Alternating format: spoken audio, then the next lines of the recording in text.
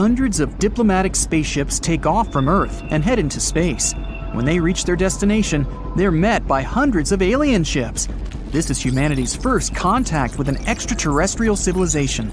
People managed to detect them not so long ago, in a star system very close to our home. It's Proxima Centauri. This red dwarf star is the closest to our solar system. It's 7 times smaller than our Sun, which makes it only 50% bigger than Jupiter. Proxima Centauri is also 8 times as light as the Sun. This star system is 4.2 light-years away. That's how long it takes a photon of light to travel from this star to Earth. By comparison, it only takes 8 minutes for sunlight to reach our planet. If you decided to travel to Proxima Centauri, it would take you about 73,000 years to fly there in a conventional rocket. That's longer than our intelligent civilization has even existed. But it's not the star itself that interests us. It's the planet orbiting it. That's Proxima Centauri B.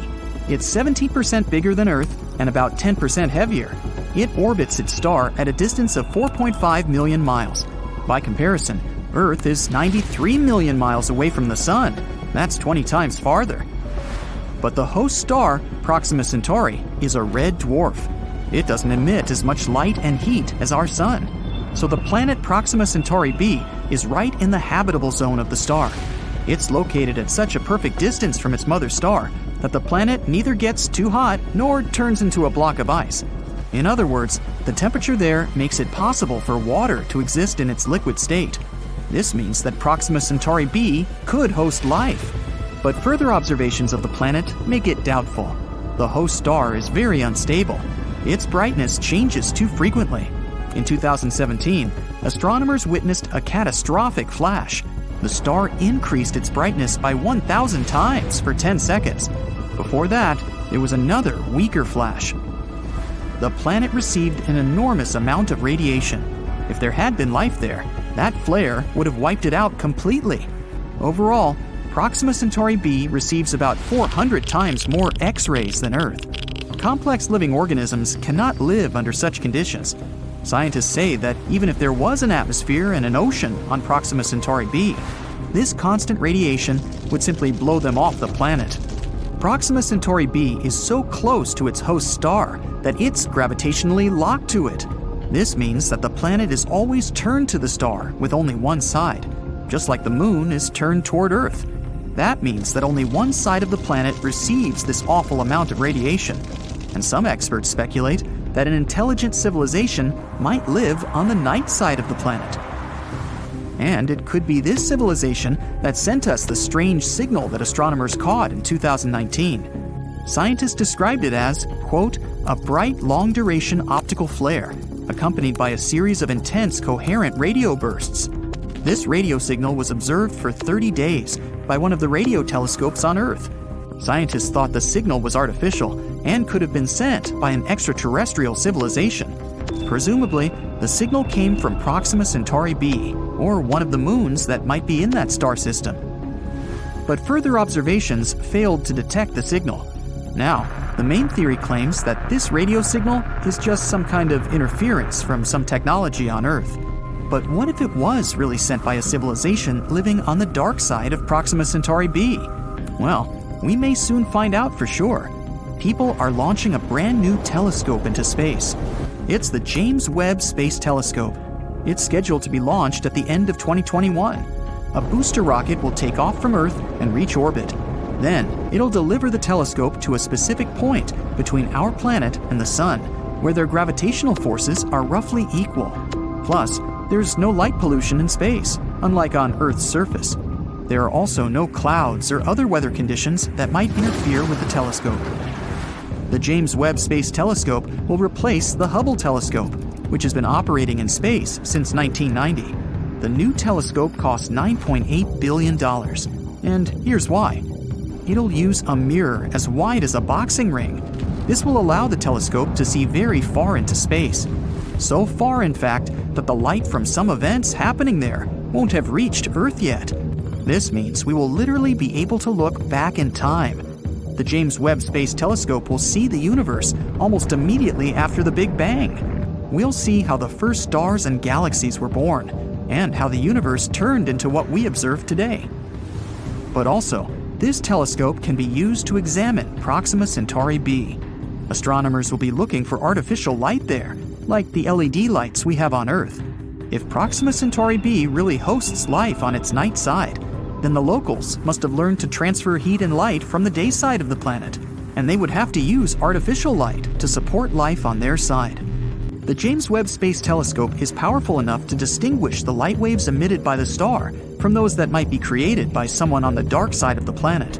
And if we do detect some artificial light, we'll have the first ever confirmation that an intelligent civilization might exist outside our solar system. But there's always room for error in calculations and data interpretation. The only way to establish the truth once and for all is to send a space probe to Proxima Centauri. Then we can get real pictures of the planet. The main problem is distance. Although Proxima Centauri is the closest to the Earth star system, it still takes tens of thousands of years to get there. After all, the Voyager 1 space probe needed about 44 years just to leave the solar system. And that's just a small step compared to the actual distance to the nearest star. So we need other methods of travel, and they have to be much faster. Some scientists want to send microprobes to Proxima Centauri B. They won't be any heavier than a sewing needle. A launch vehicle will deploy about 1,000 of these probes into orbit. Then they will unfold a space sail. This is an ultralight material that will use the power of light to create thrust. When the sail is deployed, we'll focus a powerful laser beam onto it. This will accelerate the probes to about 20% of the speed of light. This will be an absolute speed record by our standards, but it'll still take about 21 years for these probes to reach their destination. And we'll have to wait for about 4 more years just to get the first signal from them. The Proxima Centauri star system isn't the only potential world to host life, and one of the tasks of the James Webb Space Telescope is to look out for other worlds. The telescope's powerful instruments will allow it to find relatively cold planets where temperatures are close to those on Earth. We'll be able to study in detail around 24 nearby star systems, and we'll be able to detect not only planets themselves, but also their moons. Scientists expect a boom in the discovery of exoplanets. From the start of the telescope in 2022, we'll constantly be detecting new worlds and learning more about those already discovered. The James Webb Space Telescope will allow us to better study our own solar system. Jupiter's moon Europa, for example. Scientists believe there might be water there. Although Europa looks like a block of ice, the moon's gravitational interaction with Jupiter heats its core. That likely makes the ice deep below the surface melt. So there's likely to be an ocean under the ice crust. Similar conditions could exist on Enceladus, Saturn's moon. This moon is geologically active. There are geysers that burst out of the cracks on the moon's surface. The James Webb Space Telescope's infrared instruments will be able to explore Europa and Enceladus in search of biosignatures. Those are the traces of life activity of living organisms or bacteria. This telescope is scheduled to operate for about 6 years, but in the future, we'll launch an even bigger one. It's called LUVOIR, which stands for the Large UV Optical Infrared Surveyor. Its mirror will be twice the size of that of the James Webb Space Telescope, and almost 7 times the size of the Hubble's. The telescope is scheduled to be launched in 2039. We'll get it into orbit with the help of a super heavy rocket. Then we'll have to deliver the telescope to its destination, 1 million miles away from Earth. And then it'll begin its observations. We could learn to travel faster than the speed of light by that time. Then, if we find a potentially habitable planet with the help of the telescope, we can send a space probe, or even a team of explorers there. In this case, a diplomatic meeting with an extraterrestrial civilization might become a reality. The James Webb Space Telescope, an astounding piece of equipment built to outperform the Hubble Space Telescope, has made a terrifying and amazing discovery that might completely change our perception of the universe. It has successfully detected a faint glow coming from a staggering 7 trillion miles away. Can this glow be shining city lights coming from some mysterious extraterrestrial world galaxies away from us? Well, let's start from the beginning. A few years ago, NASA's Infrared Spitzer Space Telescope helped us spot a family of 7 rocky exoplanets orbiting the same star. This star is known as TRAPPIST-1. And recently, our new infrared powerhouse, the James Webb Telescope, has measured the temperature of one of those distant worlds. It was a planet called TRAPPIST-1b. Unfortunately, it turned out that this Earth-like planet was totally uninhabitable. Astronomers took James Webb's mid-infrared camera, called MIRI, and looked at the planet's thermal emissions. We can picture the whole process as scientists using heat-sensing Terminator vision. The results were quite disappointing. TRAPPIST-1b turned out to be scorching. Its average temperature was around 450 degrees F. That's as hot as in an oven. Plus, the planet most likely doesn't have any atmosphere. At the same time, this discovery was another record-breaking first for the telescope, which had already produced some newsworthy results by that time. It was the first time researchers detected any form of light emitted by a small and relatively cool exoplanet similar to the rocky planets in our own solar system.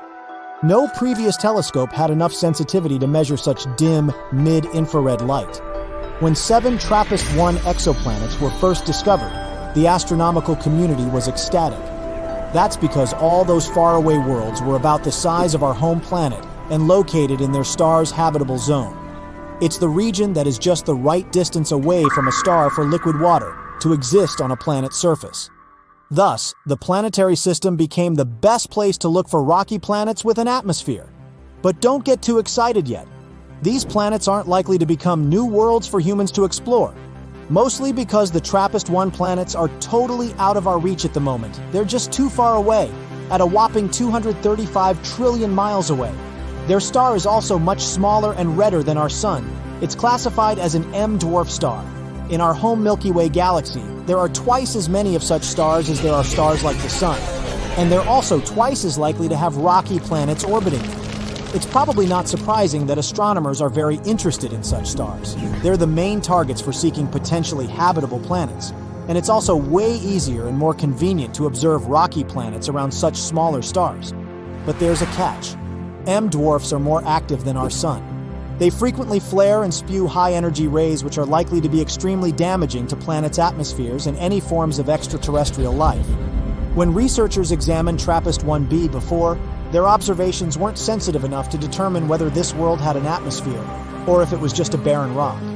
But now, we know. The planet is tidally locked to its star, which means that one of its sides always faces the star, while the other is stuck in perpetual darkness. The latest simulations suggest that if this planet had an atmosphere, its temperatures would be much lower since the air would redistribute the heat around both sides of the planet. Unfortunately, the James Webb Telescope recorded much hotter temperatures than needed for such a favorable scenario. It indicates the absence of an atmosphere and knocks the planet off our list of possibly habitable worlds. But the main excitement here isn't actually the features of TRAPPIST-1b. The main takeaway is that James Webb is capable of making such kinds of measurements. It'll help us explore the atmospheres and temperatures of many other distant worlds.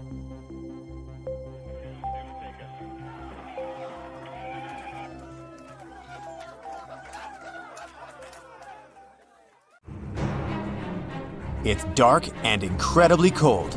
There's no oxygen. There's no water. There's no life.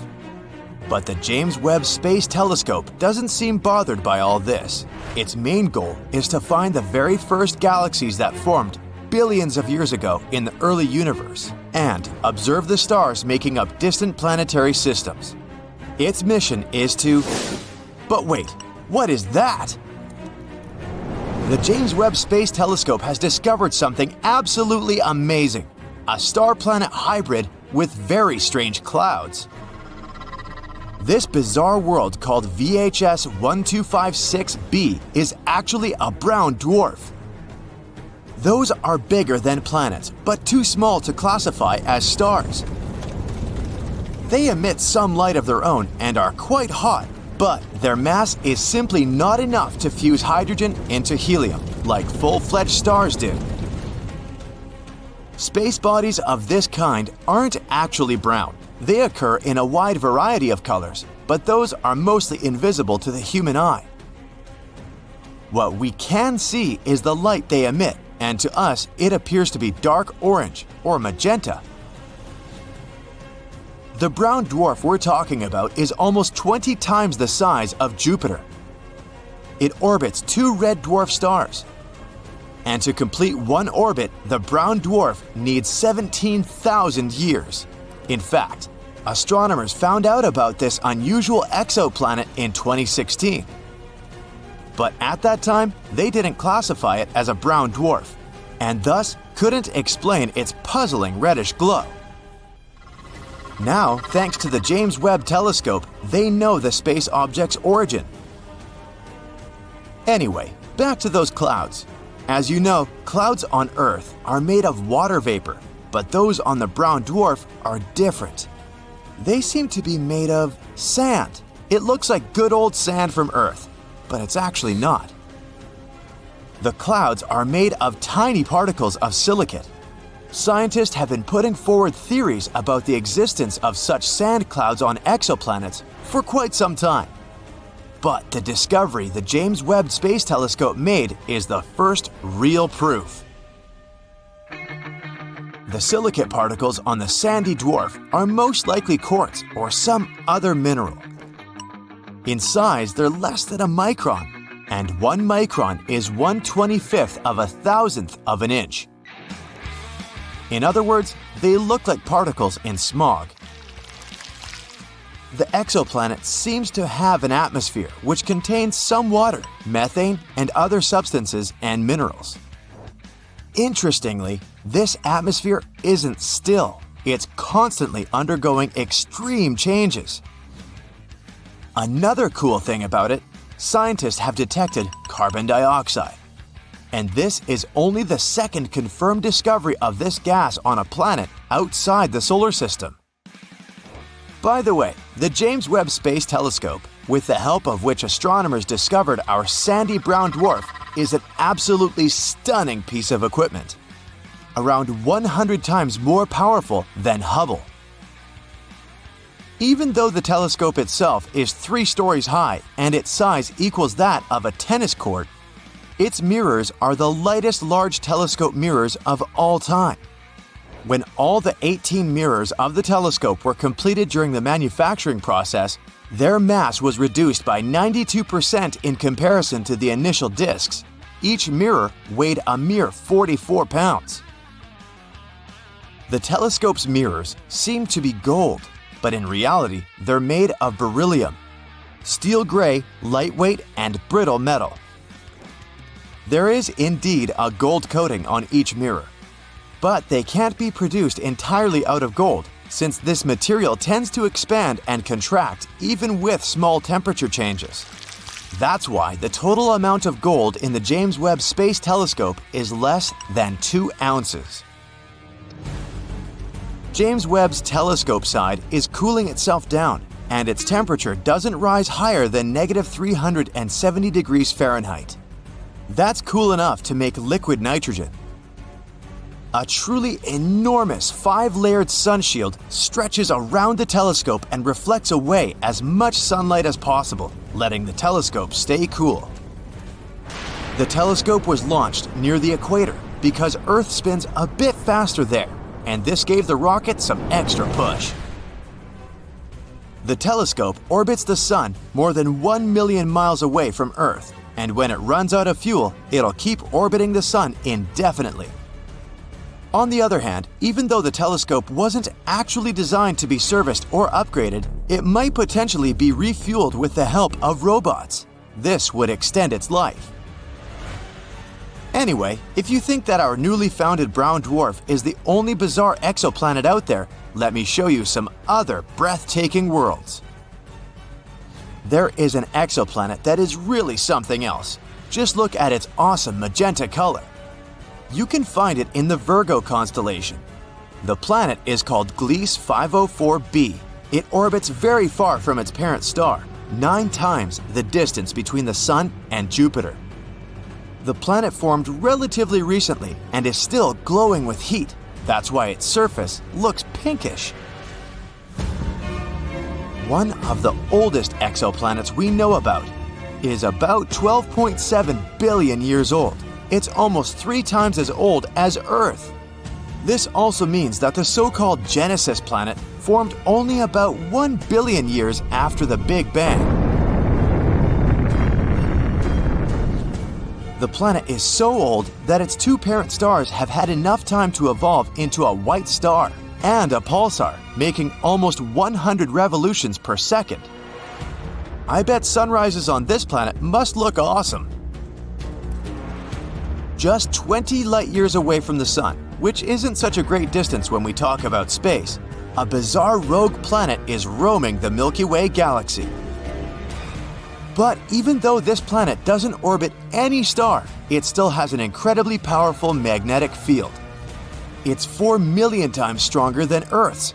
The exoplanet also produces amazing auroras. That's why when it was discovered in 2016, astronomers were almost sure they had detected a brown dwarf. But later, scientists got some proof that this space object wasn't big enough to be a brown dwarf.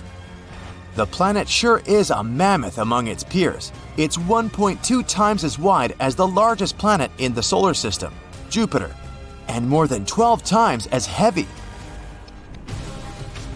Astronomers think the exceptionally strong magnetic field helps the planet produce auroras.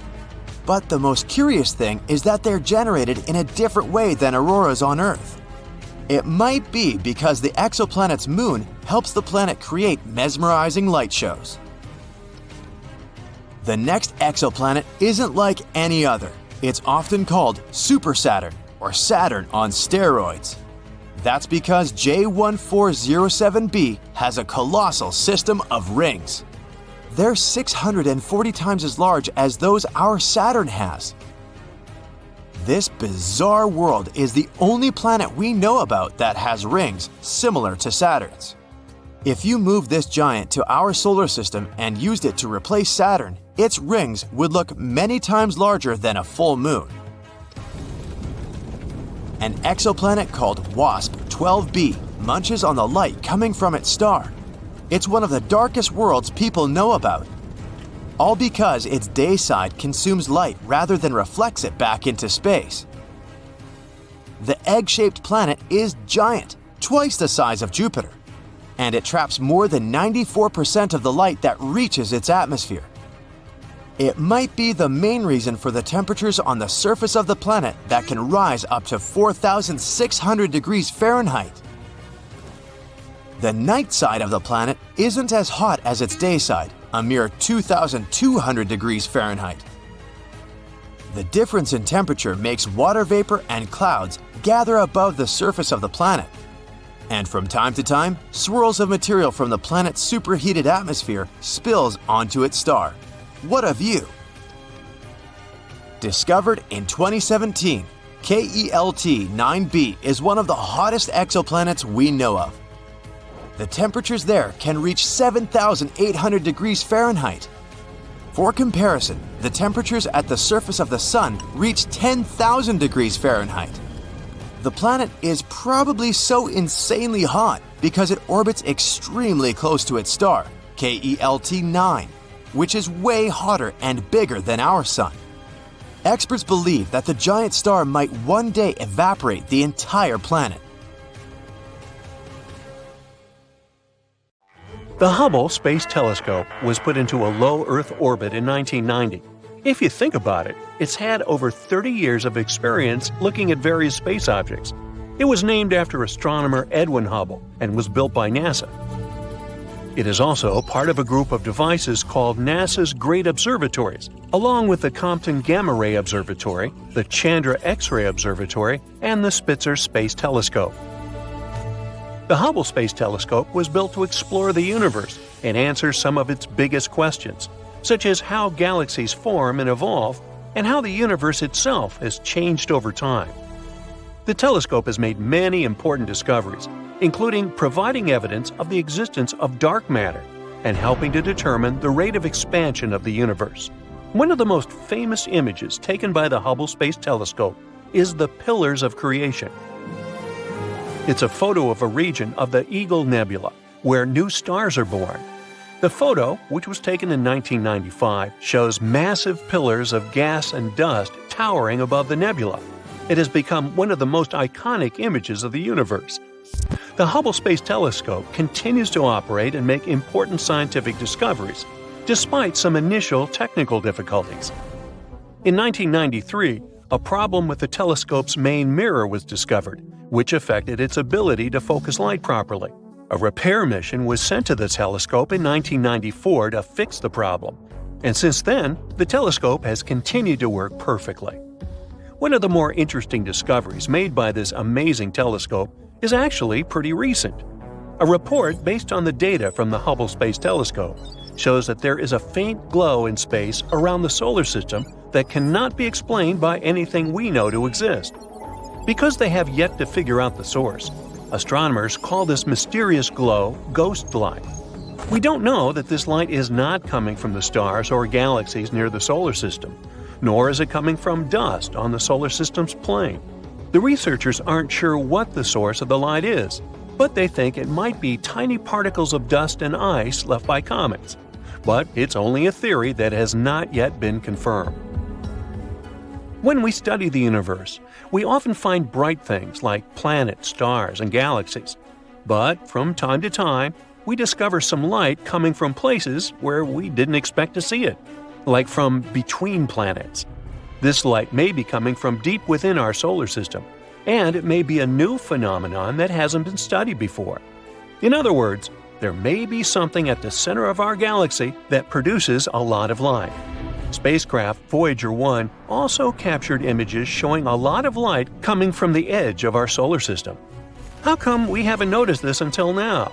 Well, because most of the light in pictures taken by the Hubble telescope comes from things close to Earth. But people usually ignore this light because they're interested in things like stars and galaxies that are farther away. We've never actually looked closely at the amount of light in the universe and where it comes from. Scientists have been using the Hubble to find faint galaxies that may have been missed before and which may be the source of this dim glow. They found that there are not enough such galaxies to account for extra light in the sky. It's not a lot of light, though. It's like the glow from 10 fireflies. But it doesn't make it less important. It shows that we may be missing something. Let's look at some other important discoveries we've made with the help of Hubble. Like dark matter, which we can't see but know is there because of its effect on gravity. It makes up for about 23% of the universe. By looking at how it affects light, the Hubble telescope helped make 3D maps of where dark matter is. These maps show that dark matter seems to be getting clumpier over time, which means it behaves very similarly to how gravity does. The Hubble telescope also discovered 2 new moons around Pluto, named Nix and Hydra, and studied the dwarf planet's changing surface. Additionally, it's found the mass of planet Eris, which is larger than Pluto. This helps scientists realize there may be similar objects in the Kuiper Belt, a region outside our solar system. This led to Pluto being reclassified as a dwarf planet.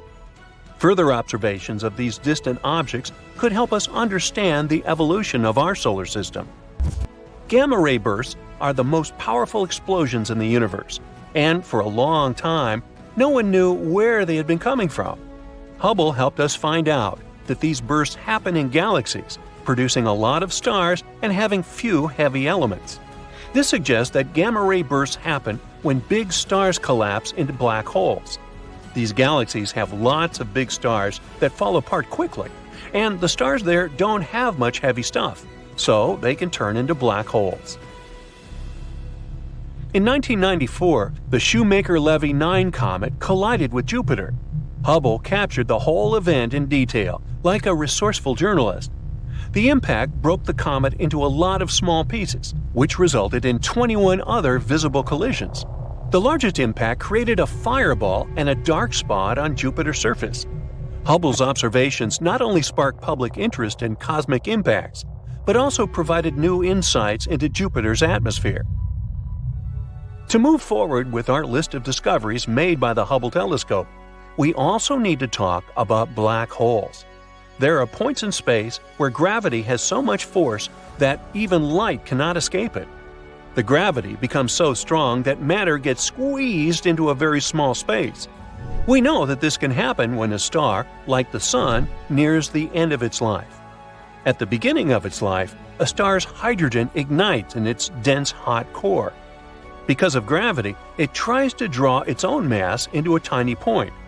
as long as it has the energy generated by the hydrogen fusion. It also pushes outward. If we look at it this way, the life of a star depends on a delicate balance between these forces, and it can last millions or even billions of years. Once that energy is exhausted, the only force remaining is that of gravity. So, some stars become black holes. Since light itself cannot escape its pull, we can't visualize black holes. For the human eye, they are invisible. We need special tools and unique telescopes to help us point them out in the universe. Hubble found that most galaxies with a central bulge of stars likely have supermassive black holes. It also noticed a strong connection between the size of these black holes and their host galaxies, which might help us understand how the universe has changed over time. Then, what is a supermassive black hole, you might ask? Go ahead, ask it. It is a very large black hole that is typically found at the center of a galaxy. It is millions or even billions of times more massive than our Sun. These black holes are so powerful that they can swallow stars and even entire galaxies. Scientists are still exploring these mysterious objects, but they believe that they play a crucial role in the formation and evolution of galaxies.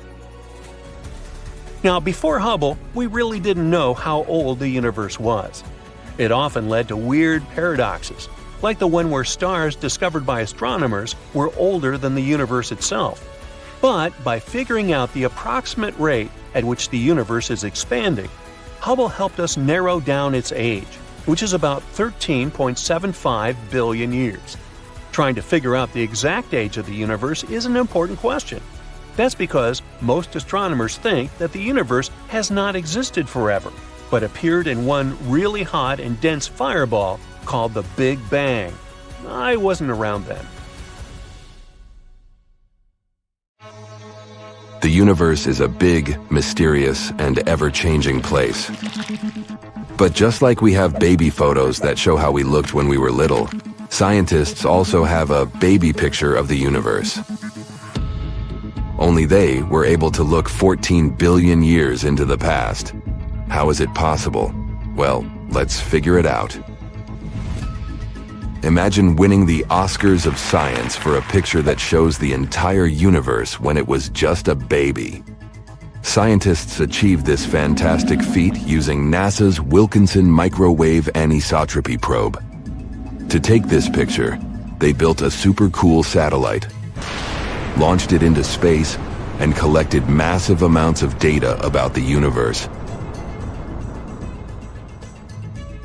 This image turned out to be a cosmic treasure trove. It helped answer some of the universe's biggest questions, but also revealed a few new mysteries. This groundbreaking data confirmed the standard model of cosmology and told us that our universe is around 13.7 billion years old. Plus, it showed us that the elements in our regular periodic table make up only a tiny fraction of the universe's recipe. To be honest, this is not quite a photo in the usual sense. Of course, we cannot actually photograph what happened so long ago. The picture we're talking about is called the Cosmic Microwave Background, or CMB for short. Now, the CMB is like a faint glowing light that fills up the entire universe in every direction. These clues that can help us understand how the universe evolved into what it is today. CMB is a super cool glow that fills up the entire universe. You see, when you look through a regular telescope, the space between stars and galaxies seems pretty dark. But with an amazing radio telescope, we can actually detect that this empty, dark space is filled with a super faint and even glow. This glow is all around us, and it's not coming from any star or galaxy. This is the cosmic microwave background, and it's strongest in the microwave part of the radio spectrum. The CMB is a frozen treasure, super chilly at around minus 455 degrees Fahrenheit. Bruh, that's colder than any winter you've experienced. This ancient light formed about 380,000 years after the Big Bang. which happened around 14 billion years ago. So we're looking way back in time. In the beginning, the universe was like a thick fog of incredibly hot plasma. It was almost 500 million degrees Fahrenheit. It was so hot that atoms couldn't even exist yet, only wild electrons and protons bouncing around like crazy. Because of this super hot fog, any light that tried to travel got scattered by those mischievous electrons. It was basically like trying to see through a foggy car windshield. But then, the universe started expanding in all directions, just like a cosmic balloon getting bigger and bigger. And it's still expanding today. As the universe did that, it began to cool down. When it turned 380,000 years old, it finally cooled enough for electrons and protons to come together. These tiny particles started to combine, forming mostly hydrogen atoms. When that happened, the universe finally became transparent, like a clear window. The moment of this magical transition is called the recombination epoch. Once the foggy era ended, the light could travel freely. The universe became like a vast playground for light to bounce around and explore. And, as you know, light has a certain speed, 186,000 miles per second to be specific. And it takes some time for light from distant places to reach us. So, in other words, the CMB is the oldest light in the universe. It's like a capture from a moment when the universe just started to become clear and transparent. As this light traveled through space, it went through all sorts of adventures, like the formation of stars and galaxies. Along the way, it lost some energy and transformed into microwaves, which our eyes can't see, and that can be detected only with special tools. Also, there are some tricky things that can mess with the data. For example, galaxy clusters. These are big groups of galaxies hanging out together in space. When the ancient light from the CMB travels across the universe, it encounters these groups, and these sneaky clusters try to leave their marks on the CMB. They distort the patterns in the ancient glow, like smudging the ink in the important ancient book. That's why scientists have to invent techniques and supercomputers to help clean up this mess and decode everything properly. Due to all this, the CMB isn't perfectly smooth. It has a few little bumps and patterns. These weird patterns make it unique, kind of like the universe's fingerprint. Scientists have been using amazing tools like the Cosmic Background Explorer and Wilkinson Microwave Anisotropy Probe to study these patterns. The COBE, our cosmic camera, took the first ever map of the sky in microwaves from 1989 to 1993. Why do we study it?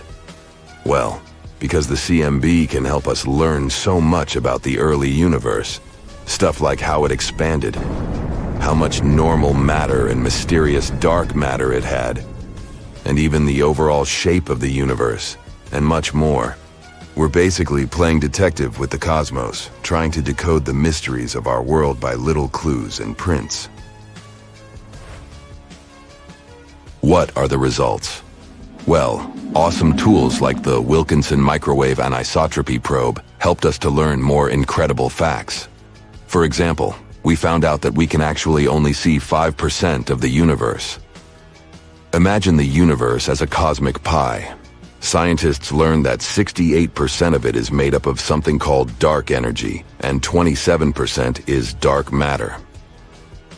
Only a tiny 5% is made of normal matter, the one that we, humans, can see. So, most of the universe is like this hidden realm we can't even imagine. We also found out what happened in the beginning of times. Picture the universe right after the Big Bang. It was so tiny, way smaller than a proton. Everything we see today was crammed into this itsy-bitsy space. The rules of quantum mechanics, which let weird and wild things happen, were in full swing back then. Matter and energy were like playful adventurers, borrowing from the future and disappearing into nothingness. Then, cosmic inflation happened, and the universe suddenly expanded like popcorn on a cosmic scale. It became a trillion times bigger than it was, creating waves of gravitational chaos everywhere. Some gravitational waves filled the baby universe like a sea, and their patterns left unique fingerprints on the CMB light. And all that learned thanks to the pictures of the CMB. Anyway, NASA has this awesome plan to study the universe's baby picture. They're going to use a really cool observatory called PIPER, which stands for Primordial Inflation Polarization Explorer. Imagine PIPER as a special space balloon that's going to fly up high in the sky from a place called Fort Sumner in New Mexico. It has 2 powerful telescopes that sit in a hot tub-sized container filled with liquid helium. This liquid helium is super cold at around minus 452 degrees Fahrenheit. But PIPER loves the chill because it's extremely sensitive. What is its mission? To learn all about the early days of the universe, right from its first baby picture. When PIPER is up there, it's going to look very carefully at the CMB, trying to find some hidden patterns that hold the secrets of how the universe grew and changed over time. This spy with a magnifying glass will be examining 85% of the sky. PIPER's launch is scheduled for late September. You can even watch the exciting balloon-filling action live on the Columbia Scientific Balloon Facility website. It's going to be out-of-this-world fun. So, the cosmic microwave background is like a time-traveling storyteller, giving us valuable clues about the universe's incredible past. Isn't that awesome? Space is full of surprises, and there's so much more to discover. Keep your eyes on the stars, and who knows what else we'll find out there.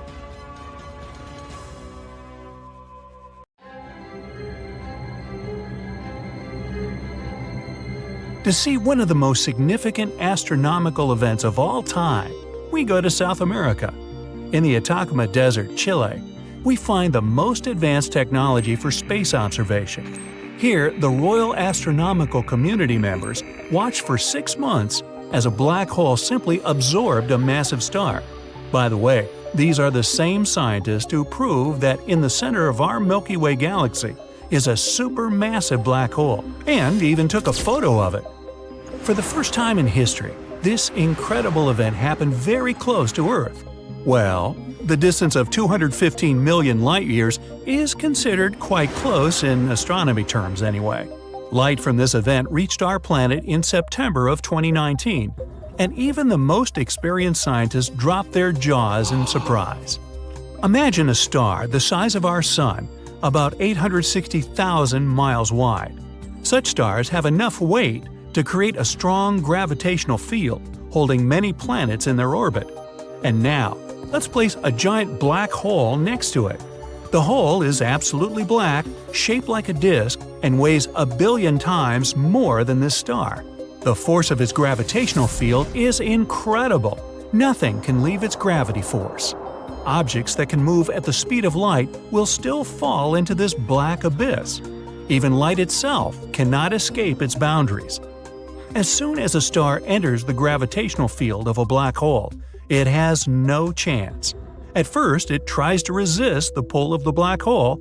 Still, the star's outer layers begin to stretch toward the black hole, just like spaghetti. This is due to a powerful force of attraction. If you had the opportunity to extend your hand toward the black hole, you would see your fingers begin to stretch and elongate. This is because the force of attraction increases with every inch. Therefore, it acts stronger on your fingers than on your arm. That's why this process of pulling objects into a black hole is called spaghettification. The first thing to be sucked into the black hole is the star's crown. This is the outer shell of the star, which consists of hot plasma. You may notice how the star begins to shrink in size.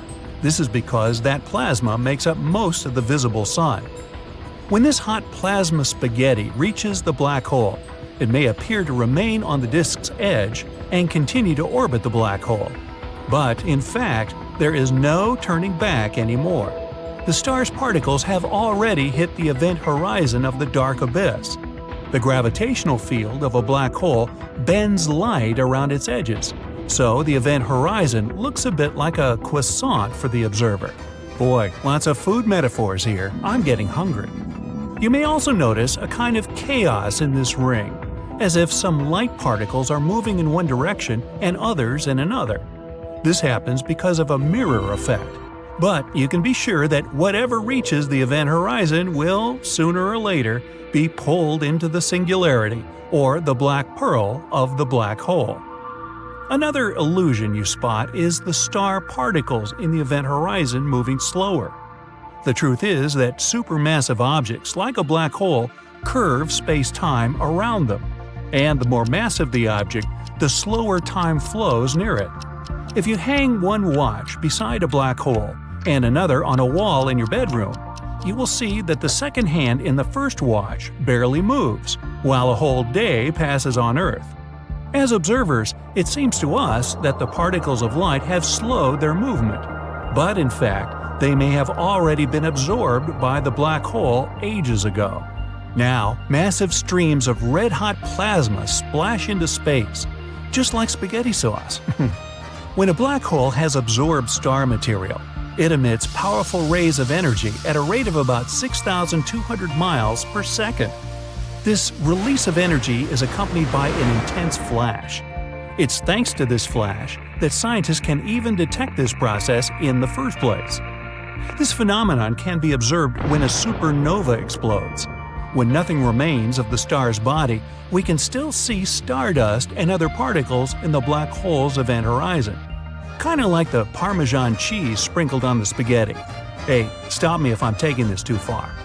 When the process of spaghettification is completed, about half of the star's weight has been thrown into outer space as dust and glowing particles. The other half was entirely absorbed by the black hole. The scientists observed this process for almost 6 months. But what would be more interesting is to dive into a black hole yourself. Well, we can't do that yet, but we can simulate this process. Here's a little drone, our metal friend, kinda like a meatball. No, I haven't had lunch yet. Right now, it's at a safe distance from the black hole, the length of about 3 widths of the event horizon. Objects at this distance can orbit the black hole safely.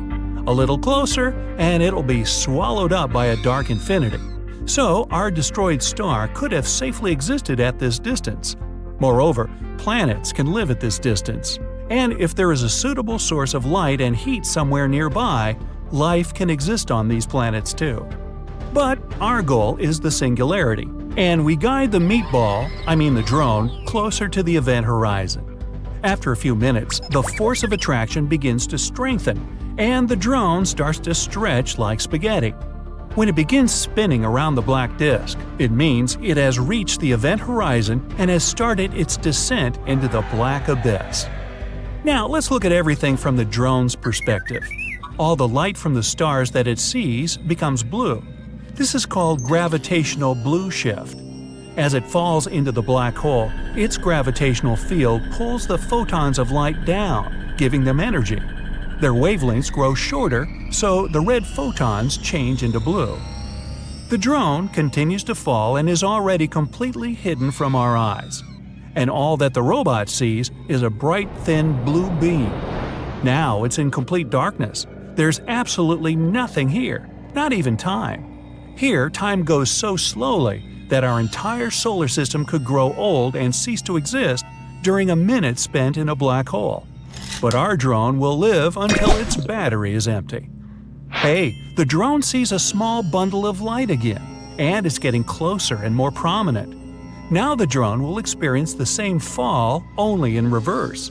Once the drone leaves the singularity, the heart of the black hole, it will be on the event horizon once again. The light from the stars gradually changes from blue to red. Then the drone is thrown into outer space, perhaps in some faraway galaxy. Well, returning from a black hole is just a theory. Some people think that black holes are a kind of wormhole that can lead us to distant places in space. But so far, these theories are considered fiction. Black holes are quite challenging to detect. The problem is they are, well, black, just like space. They don't emit light like stars, so they can only be detected by gravity anomalies. Despite this, scientists believe there are a vast numbers of black holes in our universe. They're born when a massive star collapses under its own weight, and given the infinite number of stars in the universe, black holes are probably a common phenomenon. Scientists believe black holes have their own lifetimes. This is because of Hawking radiation. A black hole loses mass, and so, to continue existing, it has to absorb massive objects, like the star we just watched. But if the black hole lives in deep space, it has less to absorb and will most likely begin to shrink until it just disappears.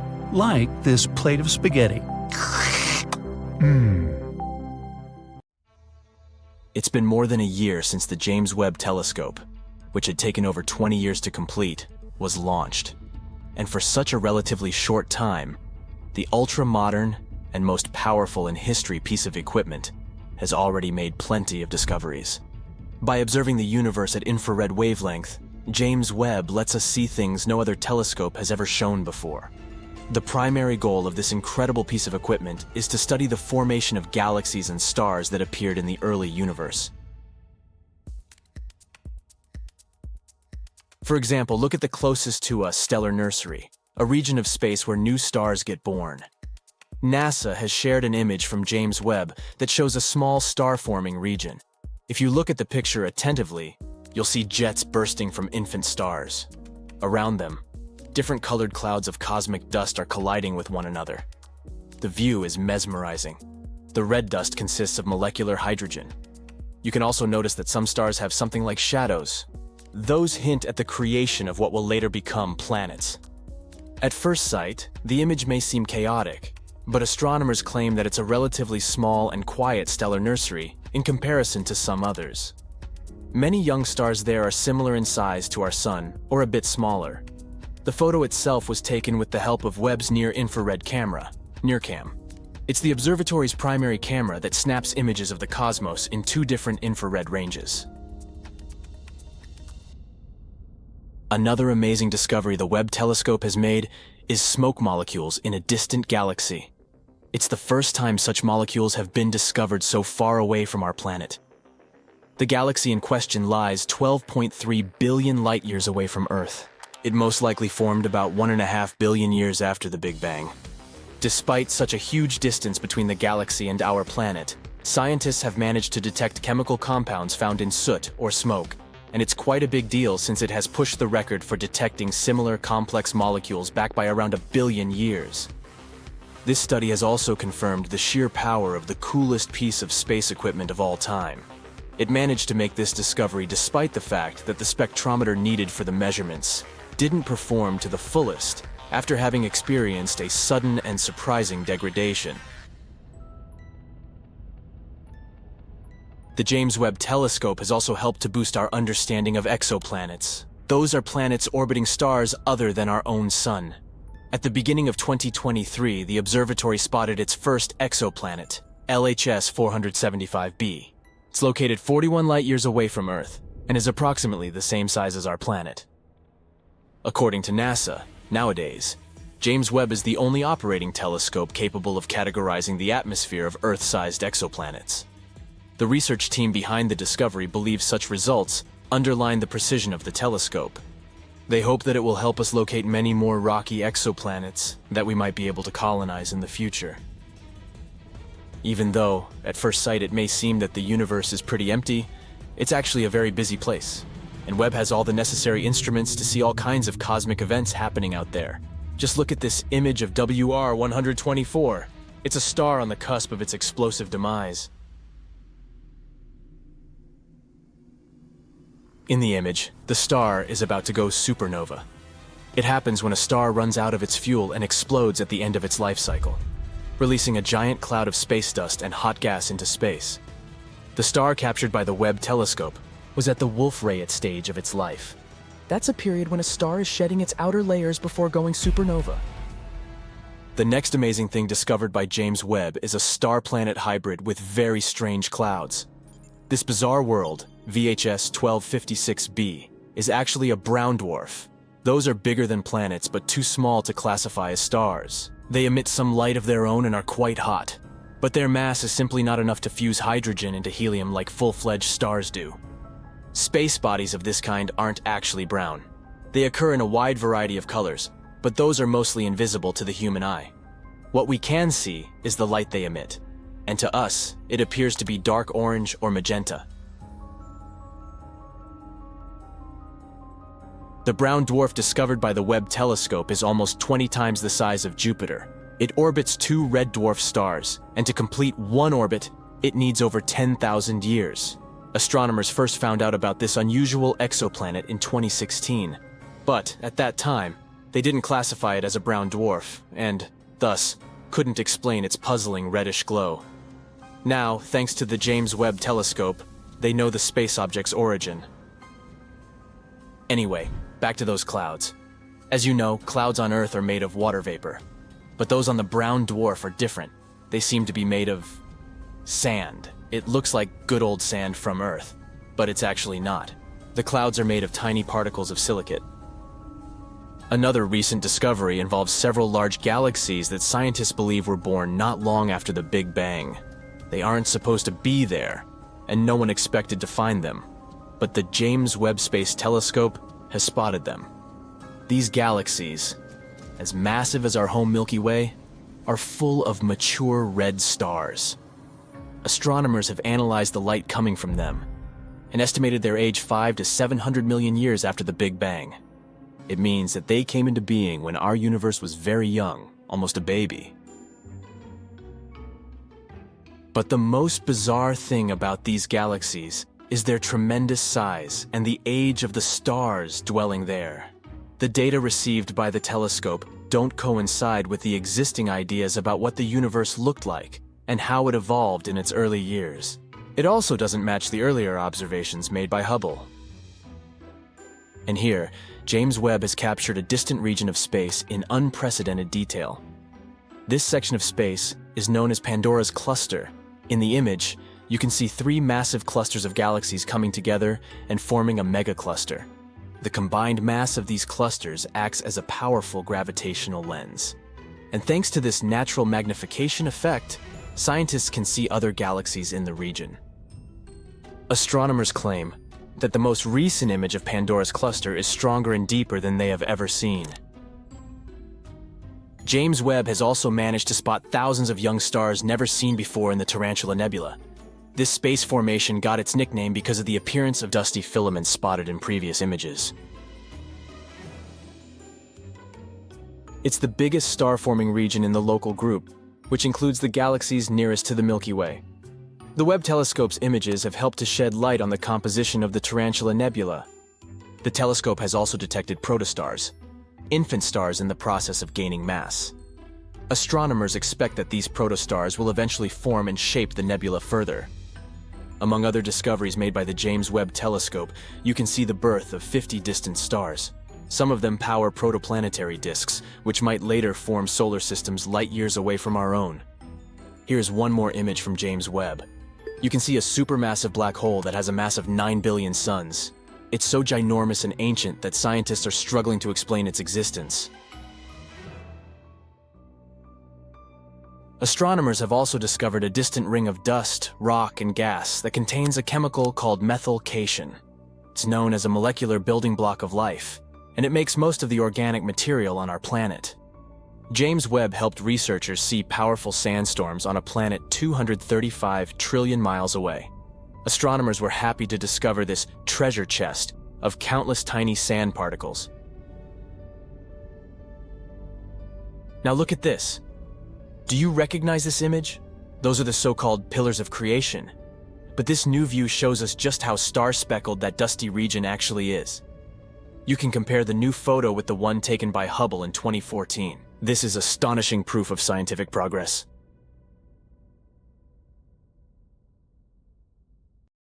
This is the James Webb Space Telescope, and this is how far we can see through its eyes. Impressive. But let's zoom further. Further! Further! The image is getting blurrier and blurrier. Wait! What is this shadow? It's a giant telescope capable of seeing those seemingly blurry images in perfect detail. NASA's Roman telescope is to be launched in 2027, and it might help us unravel the mysteries of the universe, including the essence of dark matter. No worries, James Webb will continue to show us the beauty of the cosmos and solve mysteries one by one. But astronomers have a new mission these days. They want to deploy the next, even bigger space telescope. And this mission is already well underway. The Nancy Grace Roman Space Telescope is likely to start a new age for astronomy. Scientists hope that the telescope will gather more data than any other NASA mission has ever done.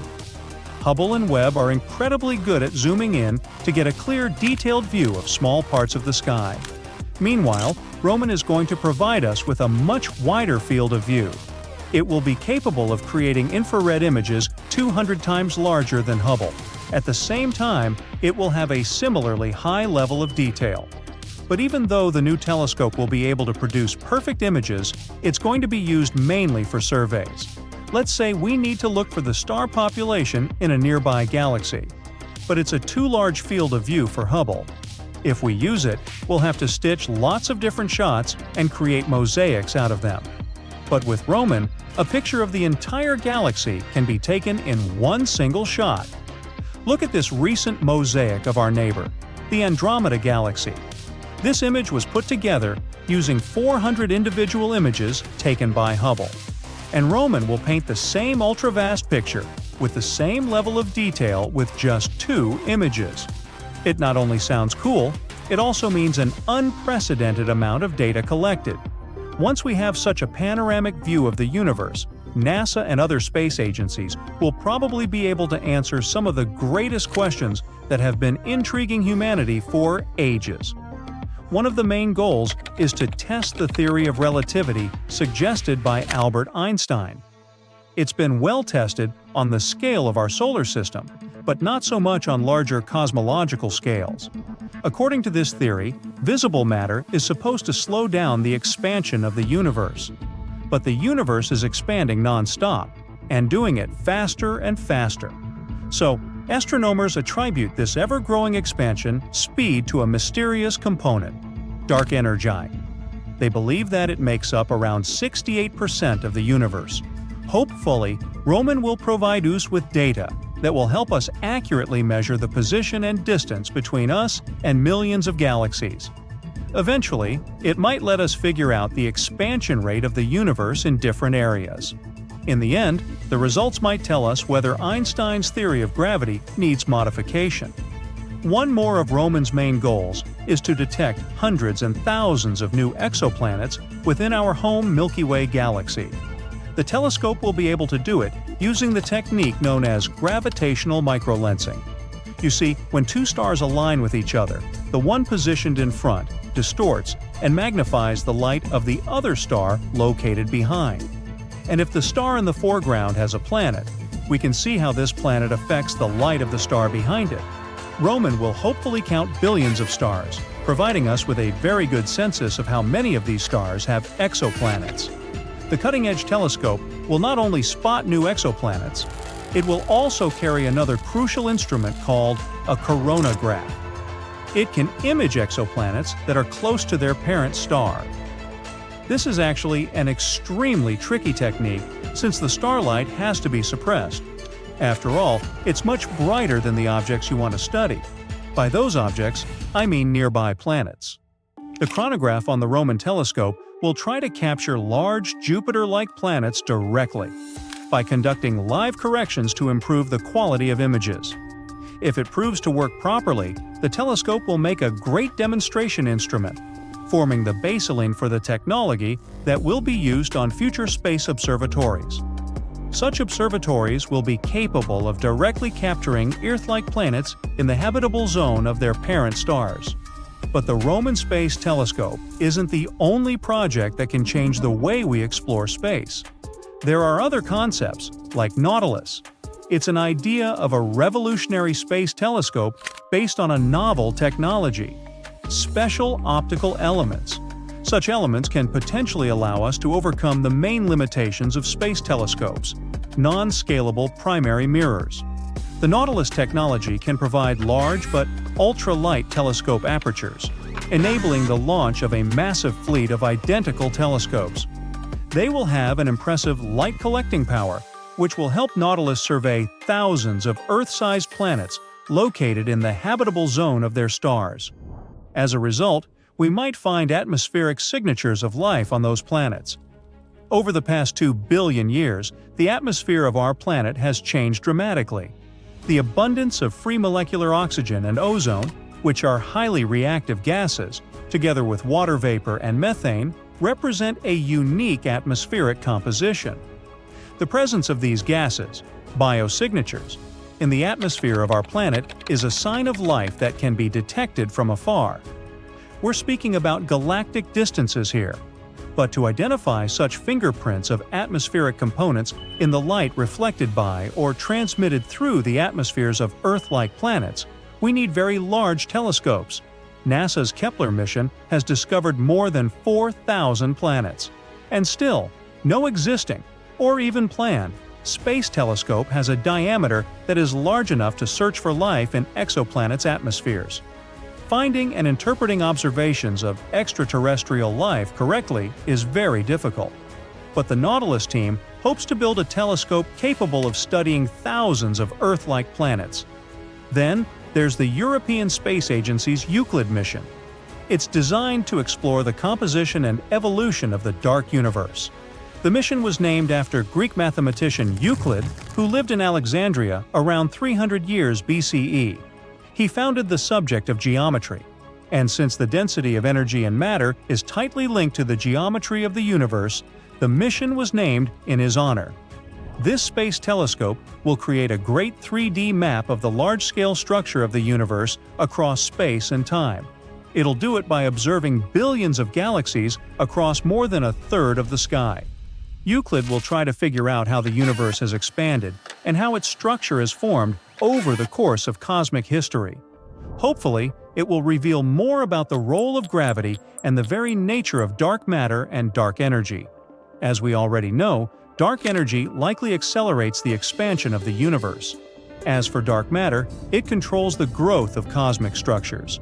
But experts remain unsure about what dark energy and dark matter are. By observing the evolution of the universe over the past 10 billion years, we might finally figure out how it has been expanding and changing. From this, astronomers might infer the properties of dark energy, dark matter, and gravity. It could help find out more about their precise nature. The Euclid spacecraft is around 15 feet tall and 12 feet wide. It consists of 2 main components: the payload module and the service module. The payload module includes a 4-foot diameter telescope and 2 scientific instruments: a visible wavelength camera and a near-infrared camera, or spectrometer. As for the service module, it contains satellite systems, such as electric power generation and distribution, data processing electronics, thermal control equipment, and so on.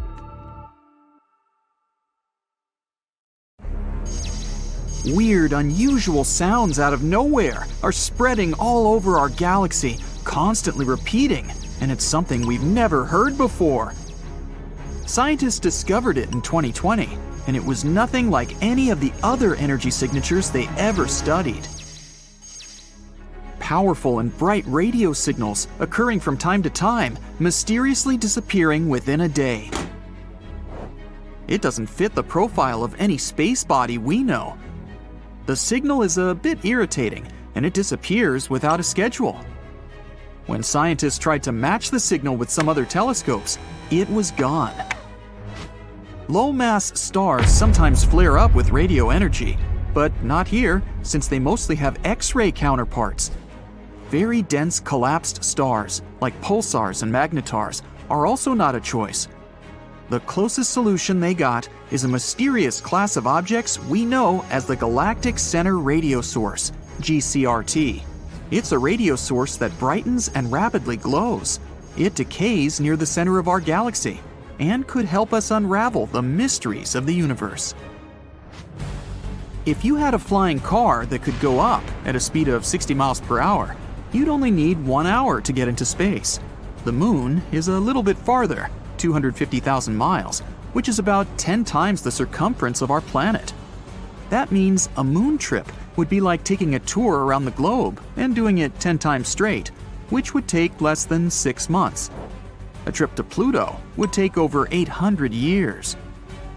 Proxima B is the closest Earth-like neighbor we have. It's a small rocky world that orbits the closest stellar neighbor of our Sun. It orbits the star's habitable zone, an area that's far enough from any star to have moderate conditions, not too cold and not too hot for liquid water to at least hypothetically exist. If you tried to travel to Proxima B at a speed of 25,000 miles per hour, which is the speed of the Apollo moon rockets, it would take you over 112,000 years to get there. You might not be able to breathe there. No one knows if Proxima B has an atmosphere. Humans explore the universe all the time, but we can only see around 5% of the matter up there. And Albert Einstein was the first one that realized the empty space is not really nothing. The rest we can't see is actually made up of invisible matter, also known as dark matter. It's about 27%, combined with something called dark energy, which is 68%. If you try to pour water into space, of course, outside of a spacecraft, it would immediately boil away or vaporize. That's because there's no air or air pressure in space. As air pressure lowers, the temperature you'd usually need to boil water at also gets lower. Keeping that in mind, water boils way faster on a mountaintop than, for example, at sea level. There's no air pressure in space, so water could boil at a very low temperature. Scientists believe that there are at least a couple of billion galaxies out there. We don't know the real number, and probably never will, but they tried to calculate it by counting how many galaxies we can see in a pretty small and restricted area of the sky. It may seem as if the universe was filled with stars and a couple of planets here and there, but our home galaxy has at least 100 billion planets. If you fill a balloon with helium and release it, you'll notice it floats very high. It'll go up into the atmosphere, but it won't go into outer space. The higher you go, the thinner the air in our atmosphere gets. Your balloon will rise up until the point where the atmosphere surrounding it has the same weight as the helium inside it. That will happen at approximately a height of 20 miles above the surface, so this is as far as a helium balloon can rise. We don't really know how big the universe is. We can't see its edges, nor do we know if it even has an edge. We use technology to see out to a distance of around 14 billion light-years from our planet. This means we can see around 28 billion light-years in diameter across, starting with the outermost layer of our atmosphere that ends at around 600 miles above our planet's surface. Although the size of the universe is constantly changing and gets bigger through time. Mercury is closest to the Sun, so most people think it's the hottest planet too. Still, Venus is the hottest planet. It's the second planet away from our central star, around 30 million miles farther from the Sun compared to Mercury. Mercury doesn't have an atmosphere, which is like some sort of a warming blanket that helps maintain the heat coming from the Sun. Venus has an unexpectedly thick atmosphere, around 100 times thicker than the one we have. Its atmosphere doesn't let the heat out, it just keeps it, and constantly makes Venus hotter and hotter. Also, it mostly consists of carbon dioxide that freely lets solar energy in. But it's less transparent to lose long wavelength radiations that the warm heated surface emits. The average temperature there is around 875 degrees Fahrenheit, which is hot enough to melt tin. The maximum temperature on its neighbor, Mercury, is 800 degrees Fahrenheit. In maybe 2 or more billion years, it will be way too hot for life to exist on our precious planet. As the hundreds of millions of years go by, our sun will keep getting hotter and brighter. Eventually, temperatures will be so high, our beautiful oceans will be wiped away. Since they produce 70% of the oxygen we need to survive, there'll be no life without them. All of this means that our planet will simply become a vast desert, something like Mars is today. Pluto, a very distant used-to-be planet, now dwarf planet, is actually smaller in diameter than the entire US. The biggest distance there, from Maine to Northern California, is approximately 2,900 miles, while Pluto is only 1,473 miles across. Pluto is very far, but the edge of our solar system is 1,000 times farther away than this dwarf planet. But astronomers found many space objects orbiting our sun way farther than Pluto, such as Kuiper Belt objects and trans-Neptunian objects. There's also an Oort comet cloud that goes half a light year from Pluto, also 1,000 times farther. A neutron star is really heavy. Just a teaspoon filled with it would weigh 6 billion tons. Neutron stars are something that remain from huge stars that have run out of fuel. The fading star explodes, and its core falls apart, but due to gravity, it forms an extremely dense neutron star. These stars typically have a mass of up to 3 suns, but the radius there is around 6 miles, because this is one of the densest things in our universe, at least that we know about. The universe has a color, and it averages to be some kind of beige, or as they call it, cosmic latte. It also has its own smell that reminds you of seared steak or hot metal. At least, that's something astronauts floating in space have said. If you want to build a spacesuit, get ready to work really hard. It takes 5,000 hours to make it and will cost you $1 million. A really good one will have 11 layers of material and weighs about 110 pounds, and it needs to be comfortable. You'll need more space in there because you grow up to 2 inches when in space. When you're floating around in space, Earth's gravity doesn't have any impact on you. That's why the vertebrae in your spine might expand and relax a little bit, which means you'll be maybe 3% taller. For 6 feet, it's about 2 extra inches. Oh, don't worry, it's not permanent. As soon as you go down to Earth, you'll shrink back down to your normal size within a couple of months. Space isn't the best option if you want to have a conversation with your friend, because up there, sound doesn't travel at all. Molecules there are so far apart that sound vibrations can't reach them, which automatically means they can't vibrate, so we can't hear them. Movies are not accurate with this. No one could hear you screaming in space, too. We kind of live inside our sun. The sun is not just that big hot ball of light located 93 million miles away from us. Its outer atmosphere is way bigger. It extends far beyond the surface we can see. Our planet's orbit goes through its tenuous atmosphere. The evidence is when gusts of the solar wind generate the southern and northern lights.